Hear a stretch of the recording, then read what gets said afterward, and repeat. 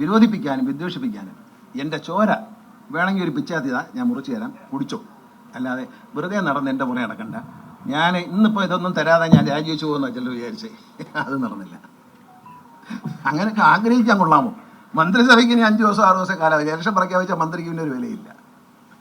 മന്ത്രിക്ക് ഒരു വിലയില്ല ഇലക്ഷൻ പ്രഖ്യാപിച്ചു കഴിഞ്ഞാൽ. അതുകൊണ്ട് അത്തരം സന്തോഷത്തിന് വേണ്ടി നടക്കണ്ട, അതൊരു നല്ല കാര്യമല്ല. അതുകൊണ്ടാണ് ഞാനിവിടെ ഒന്നും മിണ്ടാത്ത. എനിക്ക് ആരോടും വിരോധം ഉണ്ടായില്ല. ഞാൻ മാധ്യമപ്രവർത്തകരോട് വളരെ മാന്യമായിട്ടും സ്നേഹമായിട്ട് പെരുമാറുള്ളൂ. പക്ഷേ കഴിഞ്ഞ 2 ദിവസമായിട്ട് എന്നോട് വളരെ മോശമായിട്ടാണ് പെരുമാറുന്നത്. സന്തോഷം. ഇത് പണ്ടും ചെയ്തിട്ടുണ്ട്, ഇനിയും ചെയ്യുമെന്ന് എനിക്കറിയാം. അതിൽ നിന്ന് കൂടുതൽ വ്യത്യസ്തതയൊന്നും ഞാൻ പ്രതീക്ഷിച്ചിട്ടല്ല നിങ്ങളോട് ചിരിച്ചതും ചില മാധ്യമങ്ങൾ ഞാൻ ഇൻ്റർവ്യൂ തന്നതും. എൻ്റെ കഴിവുകളാണെന്ന് വിചാരിക്കരുത്. ഞാനൊരു സ്നേഹം കൊണ്ട് തന്നു, കുറേ നാളായിട്ട് ചോദിച്ചു, തന്നു. പക്ഷെ തന്നതിൻ്റെ ഫലം എനിക്ക് തന്നു. സന്തോഷം, നന്ദി. ഇത് നോമ്പ് കാലമാണ്, റംസാന്റെ കാലമാണ്. സക്കാത്ത് കൊടുക്കണം എന്നാണ് അള്ളാഹു നമ്മളോട് പറഞ്ഞത്. പ്രവാചകനിലൂടെ നമ്മളോട് പറഞ്ഞത് സക്കാത്ത് കൊടുക്കണം. തൻ്റെ വരുമാനത്തിൻ്റെ ഒരു ഭാഗം പാവപ്പെട്ടവരെ സഹായിക്കാൻ മാറ്റിവെക്കണമെന്നാണ് ദൈവം നമ്മളോട് പറഞ്ഞത്. അതുകൊണ്ടാണ് ഞാൻ പറയുന്നത്, നിങ്ങൾ കൊടുക്കുന്ന ഈ പൈസ KSRTC ജീവനക്കാർക്ക് വേണ്ടി മാത്രമല്ല, പാവപ്പെട്ടവർക്ക് സക്കാത്ത് കൊടുക്കാൻ കൂടി അത് ഉതകും. അത് മനുഷ്യന്റെ കടമയാണ്. തൻ്റെ വരുമാനത്തിൻ്റെ ഒരു ഭാഗം ഇല്ലാത്തവനെ സഹായിക്കാൻ, രോഗം വന്ന് വിഷമിക്കുന്നതിനെ വേദന അകറ്റാൻ കൊടുക്കാൻ കഴിഞ്ഞാൽ അത് ഏറ്റവും വലിയ അഭിമാനകരമായ കാര്യമാണ്. അതുകൊണ്ട് ഇത്തരത്തിലുള്ള നിധി ഉണ്ടാക്കാൻ നിങ്ങൾ ഒറ്റക്കെട്ടായിട്ട് നിൽക്കണം. എല്ലാ ട്രേഡ് യൂണിയൻ നേതാക്കളും ഇവിടെ ഉണ്ട്. ഒരു നിധി KSRTCക്ക്, ഒരു ജീവനക്കാർക്ക് വേണ്ടിയും പാവപ്പെട്ട ജനങ്ങൾക്ക് വേണ്ടിയും ഒരു നിധി ഉണ്ടാക്കണം. നിങ്ങൾ പറയുന്നതിനേക്കാളും, സ്വപ്നം കാണുന്നതിനേക്കാൾ വലിയ കോടിക്കണക്കിന് രൂപ നിങ്ങളുടെ ആ നിധിയിൽ വന്നു ചേരും. പെട്ടെന്ന് ഒരാൾക്ക് നമുക്കൊരാവശ്യം വന്നു, നമ്മുടെ ഒരു ജീവനക്കാരന്, അല്ലെങ്കിൽ കുടുംബത്തിലൊരാൾക്കൊരു ആവശ്യം വന്നു, അല്ലെങ്കിൽ ആ ആവശ്യത്തിനെ അടിയന്തരമായി അഭിമുഖീകരിക്കാൻ നമുക്ക് കഴിയും തരത്തിൽ ഒരു നിധി ഉണ്ടാക്കണം എന്നാണ് എനിക്ക് നിങ്ങളോട് അഭ്യർത്ഥിക്കാനുള്ളത്. അതിനുള്ള നിയമപരമായ അന്വേഷണങ്ങളും തുടക്കങ്ങളും ഒക്കെ ആയിക്കഴിഞ്ഞു. അവർ ഷാജി എല്ലാം അതിനു വേണ്ടി ശ്രമിച്ചുകൊണ്ടിരിക്കുകയാണ്, എക്സിക്യൂട്ടീവ് ഡയറക്ടേഴ്സ് എല്ലാം. ഞാനത് പറഞ്ഞു കൊടുത്തതനുസരിച്ച് അവർ തുടങ്ങിയിട്ടുണ്ട്. അത് തുടങ്ങണം. ഞാൻ മന്ത്രിസ്ഥാനമൊക്കെ വിട്ടു പോയാലും നിങ്ങളത് തുടങ്ങണം എന്ന് ഞാൻ പറയുകയാണ്. ഞാൻ ഇത്രയും ദിവസം ഞാനൊരു ശരിക്കും പറയാം മന്ത്രി എന്ന നിലയിൽ നിങ്ങളുമായിട്ട് കാണുന്ന വിടവാങ്ങൽ പ്രസംഗമായിരുന്നു കണക്കാക്കാം. ഞാനിത് നിങ്ങളോട് എല്ലാവരോടും സ്നേഹത്തോടെ എന്നോട് സഹകരിച്ചവരോട് ഞാൻ നന്ദി പറയുകയാണ്. ഇനിയും ഇത് മുന്നോട്ട് കൊണ്ടുപോകണം. ഇന്ന് എങ്ങനെ മുന്നോട്ട് പോകുന്നു അതിനേക്കാൾ മികച്ച രീതിയിൽ മന്ത്രി മാറി വന്നാലും ആര് മാറി വന്നാലും നിങ്ങളിത് മുന്നോട്ട് നയിക്കണം. ഇത് നിങ്ങളുടെ ജീവനക്കാരായ നിങ്ങളുടെ സ്വത്താണിത്. ഇത് നിലനിൽക്കേണ്ടത് നിങ്ങളുടെ മാത്രം ആവശ്യമാണ്. ജനങ്ങൾക്ക് ഏത് തരം വണ്ടി കിട്ടിയാലും കുഴപ്പമില്ല, പക്ഷേ ഇത് നിലനിൽക്കേണ്ടതും ഇതിനെ വളർത്തേണ്ടതും നിങ്ങൾ തന്നെയാണ് എന്ന് ആലോചിക്കണം. അതുകൊണ്ട് നിങ്ങൾ അത്തരത്തിൽ മുന്നോട്ടുണ്ട്. നിങ്ങൾക്ക് തരാൻ പറ്റുന്നതെല്ലാം തരാനാണ് എൻ്റെ ആഗ്രഹം. നിങ്ങൾക്ക് കുറച്ച് DA തന്നിട്ട് പോകണം എന്നാണ് ഞാൻ ആഗ്രഹിക്കുന്നത്. ബഹുമാനപ്പെട്ട മുഖ്യമന്ത്രി ഞാൻ സംസാരിച്ചു. അദ്ദേഹം പറഞ്ഞു, നിങ്ങൾ അപേക്ഷ തന്നു കഴിഞ്ഞു, എനിക്ക് നിങ്ങൾ ധനകാര്യമന്ത്രിയുമായി സംസാരിക്കാൻ പറഞ്ഞു. ഞാനിന്ന് ധനകാര്യമന്ത്രിയുമായി സംസാരിച്ചു. നമ്മുടെ കയ്യിൽ അതിന് പണമില്ല. എല്ലാ മാസവും ഇന്ന് കിട്ടുന്നത് 50 കോടി രൂപയാണ് KSRTCക്ക് സർക്കാർ നൽകുന്നത്. 55 കോടി രൂപയെങ്കിലും KSRTCക്ക് തന്നാൽ മാത്രമേ നമുക്ക് ഈ DA വർദ്ധിപ്പിച്ച് മുന്നോട്ട് തരാനുള്ള DA തന്ന് മുന്നോട്ട് പോകാൻ പറ്റത്തുള്ളൂ. അതിൻ്റെ ഒരു ഭാഗമെങ്കിലും തന്ന് മുന്നോട്ട് പോകാൻ പറ്റൂ എന്നുള്ളതുകൊണ്ട് ജീവനക്കാർക്കും പെൻഷൻകാർക്കും ഒരു DA വർധനവ് അനുവദിക്കുന്നതിന് വേണ്ടി, കുടിശ്ശിക DA കൊടുക്കുന്നതിന് വേണ്ടി ഒരു പ്രപ്പോസലുമായി ഇന്ന് ഉച്ചയ്ക്ക് നിങ്ങളുടെ CMDയും ഷാജി FNCOയും ധനകാര്യമന്ത്രിയുമായി ചർച്ച ചെയ്യും. അദ്ദേഹം അന്ത്യ തീരുമാനം എന്നെ അറിയിക്കുമ്പോൾ ഞാനും നിങ്ങളും പോസിറ്റീവായി ചിന്തിക്കുകയും പ്രാർത്ഥിക്കുകയും ചെയ്യുന്നു.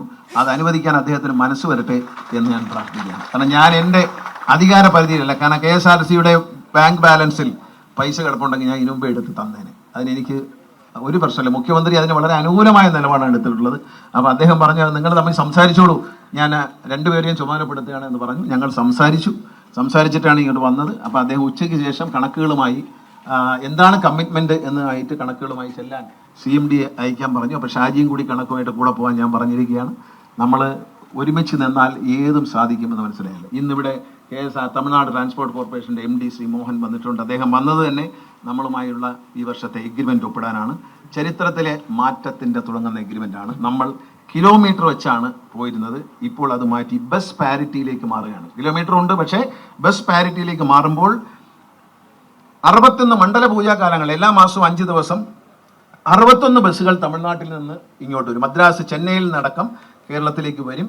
അതേസമയം നമ്മൾക്കും അങ്ങോട്ട് പോകാൻ കഴിയും. അതുകൂടാതെ ബഡ്ജറ്റ് ടൂറിസത്തിന് ഒരു മാസം 21 റൂട്ടുകളിലായി 150 ട്രിപ്പുകൾ BTC ഓടിക്കാൻ നമുക്ക് തമിഴ്നാട് സർക്കാർ അംഗീകാരം തന്നിരിക്കുകയാണ്.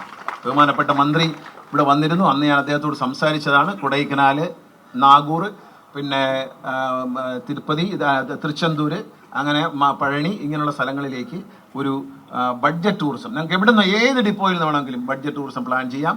മധുര ക്ഷേത്രമുണ്ട്, ട്രിച്ചി ഇവിടെ പിന്നെ പിള്ളയാർപ്പെട്ടിയുണ്ട്. അങ്ങനെ ഒരുപാട് ക്ഷേത്രങ്ങൾ, ഒരുപാട് അമ്പലങ്ങൾ, പള്ളികൾ, തമിഴ്നാട്ടിലെ ആറ്റാങ്കര പള്ളി അടക്കമുള്ള പള്ളികളിലേക്ക് എല്ലാ സ്ഥലത്തേക്കും, അതുപോലെ പിന്നെ മണ്ടക്കാട് ക്ഷേത്രത്തിലേക്കും ഒക്കെ എല്ലാ കേന്ദ്രങ്ങളിൽ നിന്നും എല്ലാ ഡിപ്പോകളിൽ നിന്നും budget tourism, pilgrim tourism, resort tourism, Kodaikanal അടക്കമുള്ള സ്ഥലങ്ങളിൽ ബഡ്ജറ്റ് ടൂറിസത്തിന്റെ ഉദ്യോഗസ്ഥർ പോവുകയും നല്ല നല്ല ഹോട്ടലുകൾ കണ്ടെത്തി അവരുമായി ഒരു എഗ്രിമെന്റിലും ഒരു ടാരിഫിന്റെ കാര്യത്തിലൊക്കെ ഒരു ധാരണ ഉണ്ടാക്കിയിട്ടുണ്ട്.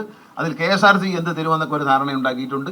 ജനങ്ങൾക്ക് എത്ര കുറച്ചു കൊടുക്കും, യാത്രക്കാർക്ക് എത്ര കുറച്ചു കൊടുക്കും ധാരണയുണ്ട്. ഇതെല്ലാം നമ്മൾ ഉണ്ടാക്കി കഴിഞ്ഞിരിക്കുന്നു. ഇന്നത്തെ എഗ്രിമെന്റോട് കൂടി നമുക്ക് തമിഴ്നാട്ടിലേക്ക് ബഡ്ജറ്റ് ടൂറിസം, തമിഴ്നാട്ടിൽ ഇറങ്ങി നമ്മൾ ആരെയും എടുക്കുന്നില്ല. തമിഴ്നാട്ടിൽ റോഡിൽ പോകുന്ന ഒരു യാത്രക്കാരനെയും നമ്മൾ വണ്ടി കയറ്റത്തില്ല. നമ്മൾ ഇവിടെ നിന്ന് കൊണ്ടുപോകുന്ന യാത്രക്കാരുമായി മാത്രമായിരിക്കും തമിഴ്നാട്ടിൽ പോകുന്നത്. നമ്മൾ ഡെസ്റ്റിനേഷൻ എത്തി അവിടെ എൻജോയ് ചെയ്തതിനു ശേഷം തിരിച്ച് നമ്മൾ മടങ്ങുകയാണ് സുരക്ഷിതമായി. കാരണം പല ക്ഷേത്രങ്ങൾ സന്ദർശിക്കാൻ ആഗ്രഹിക്കുന്ന ഒരുപാട് പ്രായം ചെന്ന അമ്മമാരുണ്ട്, അച്ഛന്മാരുണ്ട്. ഇവരെ കൊണ്ടുപോകാൻ മക്കൾക്ക് സമയമില്ല, മനസ്സുമില്ലാത്തവരുണ്ട്. എങ്കിലും അവർക്ക് ചെറിയ ഒരു പൈസ കൊടുത്തുകൊണ്ട് നമ്മുടെ ബഡ്ജറ്റ് ടൂറിസം കോർഡിനേറ്ററുടെ സ്നേഹവും വാത്സല്യവും, ഡ്രൈവറുടെയും കണ്ടക്ടറുടെയും സ്നേഹവും വാത്സല്യവും സുരക്ഷിതത്വവും അനുഭവിച്ചുകൊണ്ട് പോയി വരാൻ കഴിയുന്ന ബഡ്ജറ്റ് ടൂറിസം ഇന്ന് നമുക്ക് അഭിമാനകരമായ നേട്ടമാണ്. അത് വലിയ കഴിഞ്ഞ വർഷങ്ങളെക്കാളൊക്കെ എത്രയോ ഇരട്ടി നമുക്ക് നേട്ടങ്ങൾ കൈവരിക്കാൻ കഴിയും. വയ്ക്കുന്നതോടുകൂടി നമുക്ക് വൈദ്യുതി നിരക്കിലുണ്ടാകുന്ന ലാഭം നമ്മളെ വലിയ നിലയിലേക്ക് ഉയർത്തും. KSRTC പുതിയ ബസ്സുകൾ വരും. KSRTCയുടെ ബിസിനസ് ക്ലാസ് ബസ് ഒരു 15-ാം തീയതി കഴിയുമ്പോഴേക്കും, ഇനി വേറെ ഒന്നുമില്ല, പെയിന്റ് മാത്രമേ ഉള്ളൂ. ഇന്നലെ പെയിന്റ് അടിക്കാൻ കൊടുത്തു കഴിഞ്ഞു. പെയിന്റിന്റെ ഡിസൈൻ കൊടുത്തു. വളരെ എലിഗന്റ് ആയിട്ടുള്ള ഒരു പെയിന്റാണ്. നമ്മൾ കളർഫുൾ മാറ്റി വേറൊരു സ്റ്റൈലൻ ഒരു പ്ലെയിനാണ് അടിച്ചിരുന്നത്. ആ ഒരു സ്റ്റൈലുമായിട്ട് ഒരു 15-ാം തീയതി കഴിയുമ്പോൾ ആ വണ്ടി വരും. വന്നാലുടൻ ഇലക്ഷൻ ഡിക്ലെയർ ചെയ്താലും അത് ഓടത്തക്ക രീതിയിൽ കഴിഞ്ഞ ദിവസം അതിന്റെ ഉദ്ഘാടനം ഞാൻ നിർവഹിച്ചു കഴിഞ്ഞു. ആ വണ്ടി വരുമ്പോൾ ഞാൻ മാധ്യമങ്ങൾക്ക് വേണ്ടി, ജനങ്ങൾക്ക് വേണ്ടി ഒന്ന് ഓടിച്ച് കാണിക്കും അതിനകത്ത് സൗകര്യങ്ങൾ. തെരഞ്ഞെടുപ്പായതുകൊണ്ട് ഉദ്ഘാടനം നടത്തുന്നതല്ല. തെരഞ്ഞെടുപ്പ് പ്രഖ്യാപനം വന്നാൽ ഉദ്ഘാടനം നടത്തത്തില്ല, വന്നില്ലെങ്കിൽ ഉദ്ഘാടനം നടത്തും. അല്ലെങ്കിൽ ഞാൻ ഒന്ന് ഓടിച്ച് കാണിക്കും. എല്ലാവരെയും ഒന്ന് കയറി എന്താണ് ബിസിനസ് ക്ലാസ് ബസ് എന്നറിയണം. എല്ലാ ടോയ്ലറ്റിന്റെ സൗകര്യമുണ്ട്, പാൻട്രി ഉണ്ട്, അതിനകത്ത് എല്ലാ സൗകര്യമുണ്ട്. KSRTCയുടെ അഭിമാനകരമായ അടയാളമായിരിക്കും. തമിഴ്നാട് ട്രാൻസ്പോർട്ട് കോർപ്പറേഷൻ ഉടനെ തന്നെ തുടങ്ങും. ഇത് കണ്ടു കഴിഞ്ഞാൽ അവർ ഉടനെ തന്നെ ആരംഭിക്കും. അവർക്ക് അതിനുള്ള പൈസ ഉണ്ട്, നമുക്ക് അത്ര ഇല്ലെങ്കിൽ പോലും നമ്മൾ തുടങ്ങുകയാണ്. ബിസിനസ് ക്ലാസ് ബസ് വരുന്നു. അതുപോലെ ബഡ്ജറ്റ് ടൂറിസത്തിന് വേണ്ടി 10 എയർ കണ്ടീഷൻ ബസ്സുകൾ, ചെറിയ നമ്മളെ സൂപ്പർ ഫാസ്റ്റ് പ്രീമിയം പോലെയുള്ള വണ്ടികൾ 10 എണ്ണം ഓർഡർ ചെയ്തിട്ടുണ്ട്. അത് വരും ബഡ്ജറ്റ് ടൂറിസത്തിന് വേണ്ടി. AC, അതായത് ഒരു സെൻട്രൽ 2-3 സ്റ്റേഷൻ കേന്ദ്രീകരിച്ച് ഒരു AC ബസ് കൊടുക്കും. ഇഷ്ടമുള്ള ദിവസങ്ങളിൽ നിങ്ങൾക്ക് അങ്ങോട്ടും ഇങ്ങോട്ടും പൂൾ ചെയ്തെടുക്കാം. ഡ്രൈവർ ഓടിക്കാൻ അറിയാവുന്ന ആൾ തന്നെ ആയിരിക്കണം, അല്ലെങ്കിൽ ഇടുക്കിയിൽ സംഭവിച്ചത് അവിടെ സംഭവിക്കും. അതുകൊണ്ട് ഡ്രൈവറെ മാറ്റില്ല, കോർഡിനേറ്റർമാർക്ക് മാറാം. ബസ് പിന്നെ ഡ്രൈവർ ഒരാൾ തന്നെ ആയിരിക്കണം. അത് ഓടി നശിപ്പിക്കാൻ പറ്റത്തില്ല വണ്ടി.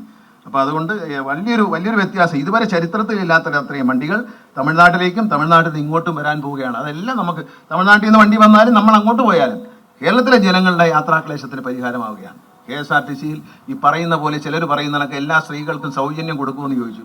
ഞാൻ അദ്ദേഹത്തോട് ചോദിച്ചു തമിഴ്നാട്ടിലുണ്ടോ എന്ന് ചോദിച്ചു. അപ്പോൾ സിറ്റിയിലൊക്കെ ലോക്കൽ ബസ്സിൽ കൊടുക്കുന്നുണ്ട്, വലിയ പാടാണെന്ന് അദ്ദേഹം പറഞ്ഞത്. കർണാടകത്തിൽ മുഴുവൻ ആൾക്കാർക്കും കൊടുത്ത് അതിന്റെ കഥ കഴിഞ്ഞു.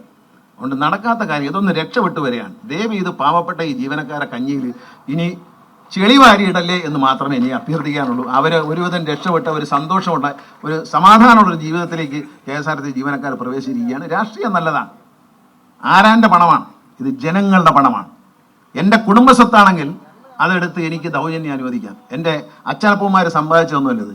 ഈ പാവപ്പെട്ട ജീവനക്കാർ, ഈ കണ്ടക്ടറും ഡ്രൈവറും രാവിലെ ഇറങ്ങി പൊടിയും അടിച്ച് മണ്ണും തിന്ന് ചൂടും തിന്ന് റോഡിലുള്ള പുകയും വലിച്ചു കയറ്റി കഷ്ടപ്പെട്ടുകൊണ്ടിരുന്ന കാശെടുത്ത്, ഞാൻ ഇന്നാൾ പറഞ്ഞ പോലെ പഴവങ്ങാടിയുടെ മുമ്പിൽ കൂടെ പോയപ്പോൾ ഒരു തേങ്ങ ഉരുണ്ട് കിടക്കുന്ന അവിടെ, ആ തേങ്ങ എടുത്ത് ഗണപതിക്ക് അടിച്ചേച്ച് ഗണപതി ഭഗവാനെ എന്നെ രക്ഷിച്ചോണ്ടേ എന്ന് പറയുന്ന പരിപാടി ഉണ്ടല്ലോ, ആ പരിപാടി പറ്റിയ സ്ഥലമല്ല KSRTC. അത്തരത്തിലുള്ള എന്തെങ്കിലും ഒരു സൗജന്യം KSRTC അനുവദിച്ചാൽ നിങ്ങൾക്ക് ഇവിടെ ജോലി ചെയ്യുന്നവരാ, നിങ്ങൾക്കറിയാം. ആ വാർത്ത വായിച്ചപ്പോൾ നിങ്ങൾ മനസ്സിലാക്കണം, തികച്ച് 2 മാസം ഈ സാധനം മുന്നോട്ട് പോകത്തില്ല. ഇവരങ്ങ് മാറുമ്പോൾ സൗജന്യം കൊടുക്കണ്ടാത്ത പ്രൈവറ്റ് ബസ്സുകാരൻ ഇവിടെ ഇരച്ചു കയറും എന്ന് മറക്കരുത്. അതുകൊണ്ട് അത്തരം വേലകളൊന്നും, അത്തരം ഗിമിക്സുകൾ നമ്മളെ ജനങ്ങളെ കബളിപ്പിക്കാൻ ഈ തെരഞ്ഞെടുപ്പ് വരുമ്പോൾ കള്ള വാഗ്ദാനങ്ങൾ, ഞാൻ നിങ്ങൾക്ക് ഇത്രയും നാളിനിടയിൽ ഈ 2.5 വർഷത്തിനിടെ എന്തെങ്കിലും കള്ള വാഗ്ദാനം തന്നിട്ടുണ്ടോ? പറഞ്ഞ ഏതെങ്കിലും കാര്യം ഞാൻ സാധിച്ചു തരുന്നുണ്ടോ? ഗണേഷ് കുമാർ പറഞ്ഞതേ നടക്കുന്നതേ പറയൂ, പറഞ്ഞാൽ ചെയ്തിരിക്കും എന്ന് എല്ലാവർക്കും കാണാൻ. എന്നെ പ്രിയങ്കരനായ എൻ്റെ സഹപ്രവർത്തകൻ, എൻ്റെ അനുജനമായ ഹൈബി ഈഡൻ എന്നെ പറ്റി നല്ല വാക്ക് പറഞ്ഞപ്പോൾ പലരും അയാളെ ചീത്ത വിളിച്ചു. സത്യമല്ലേ പറഞ്ഞ? ഹൈബി ഈഡൻ ഒരു MP എന്ന നിലയിൽ പലവട്ടം, MLA-മാർ പലവട്ടം എറണാകുളം ബസ് സ്റ്റേഷൻ ഒന്ന് വൃത്തിയാക്കി തരണം എന്ന് എല്ലാവരുടെയും കൈയും കാലും പിടിച്ച് നാണക്കേടായിരുന്നു. അവർക്ക് MP-മാർക്ക് MLA-മാർക്ക് നാണക്കേടായിരുന്നു. അതൊന്ന് പരിഹരിക്കണമെന്ന് നമ്മുടെ മന്ത്രി രാജീവ് അടക്കമുള്ള ആളുകൾ എല്ലാവരോടും പറഞ്ഞിട്ട് ആരും കേട്ടില്ല. ഞാനത് കേട്ടത് ഒരു തെറ്റാണെങ്കിൽ ആ തെറ്റ് ഞാൻ ചെയ്തിരിക്കുന്നു. ഞങ്ങളത് സമയബന്ധിതമായി CMDയെ മിക്കവാറും ആഴ്ചകളിൽ അവിടെ നിർത്തി അതിമനോഹരമായി നമ്മൾ BPSCയിലും സ്പോൺസർമാരെ വെച്ച് KSRTCയുടെ പണം ചെലവാക്കിയില്ലെന്ന് ആലോചിക്കണം. MLA ഫണ്ടും ഒക്കെ ഉപയോഗിച്ച് അതിനെ അതിമനോഹരമാക്കാൻ കഴിഞ്ഞു. സ്നേഹിക്കുന്നു. അതുകൊണ്ടാണ് വിരോധിപ്പിക്കാനും വിദ്വേഷിപ്പിക്കാനും എൻ്റെ ചോര വേണമെങ്കിൽ ഒരു പിച്ചാത്തിതാ ഞാൻ മുറിച്ചു തരാം, കുടിച്ചോ. അല്ലാതെ വെറുതെ നടന്ന് എൻ്റെ പുറകെ നടക്കണ്ട. ഞാൻ ഇന്നിപ്പോൾ ഇതൊന്നും തരാതെ ഞാൻ രാജിവെച്ചു പോകുന്ന ചിലർ വിചാരിച്ചേ. അത് നടന്നില്ല. അങ്ങനെയൊക്കെ ആഗ്രഹിക്കാൻ കൊള്ളാമോ? മന്ത്രിസഭയ്ക്ക് ഇനി 5 ദിവസം 6 ദിവസം കാലം ഇലക്ഷൻ പ്രഖ്യാപിച്ച മന്ത്രിക്ക് പിന്നെ ഒരു വിലയില്ല. മന്ത്രിക്ക് ഒരു വിലയില്ല ഇലക്ഷൻ പ്രഖ്യാപിച്ചു കഴിഞ്ഞാൽ. അതുകൊണ്ട് അത്തരം സന്തോഷത്തിന് വേണ്ടി നടക്കണ്ട. അതൊരു നല്ല കാര്യമല്ല. അതുകൊണ്ടാണ് ഞാനിവിടെ ഒന്നും മിണ്ടാത്തത്. എനിക്ക് ആരോടും വിരോധം ഉണ്ടായില്ല. ഞാൻ മാധ്യമപ്രവർത്തകരോട് വളരെ മാന്യമായിട്ടും സ്നേഹമായിട്ട് പെരുമാറുള്ളൂ. പക്ഷേ കഴിഞ്ഞ 2 ദിവസമായിട്ട് എന്നോട് വളരെ മോശമായിട്ടാണ് പെരുമാറുന്നത്. സന്തോഷം. ഇത് പണ്ടും ചെയ്തിട്ടുണ്ട്, ഇനിയും ചെയ്യുമെന്ന് എനിക്കറിയാം. അതിൽ നിന്ന് കൂടുതൽ വ്യത്യസ്തതയൊന്നും ഞാൻ പ്രതീക്ഷിച്ചിട്ടല്ല നിങ്ങളോട് ചിരിച്ചതും ചില മാധ്യമങ്ങൾ ഞാൻ ഇൻ്റർവ്യൂ തന്നതും എൻ്റെ കഴിവുകളാണെന്ന് വിചാരിക്കരുത്. ഞാനൊരു സ്നേഹം കൊണ്ട് തന്നു. കുറേ നാളായിട്ട് ചോദിച്ചു തന്നു. പക്ഷെ തന്നതിൻ്റെ ഫലം എനിക്ക് തന്നു. സന്തോഷം. നന്ദി, നമസ്കാരം. എല്ലാവർക്കും നന്മകൾ നേർന്നുകൊണ്ട് ഈ ഒരു ആശുപത്രിയുടെ ഈ ഡയാലിസിസ് സെൻ്ററിൻ്റെയും ഡയാലിസിസ് സെൻ്റർ നമുക്ക് നൽകിയത് ഇന്ത്യൻ ഓയിൽ കോർപ്പറേഷനാണ്. ഇന്ത്യൻ ഓയിൽ കോർപ്പറേഷനാണ് സ്പോൺസർ ചെയ്തത്. 2 മെഷീൻ വന്നു. ഇനി 5 എണ്ണം കൂടി ഉടനെ വരും. അത് കൂടാതെ മൊത്തം 3 എണ്ണം കൂടി.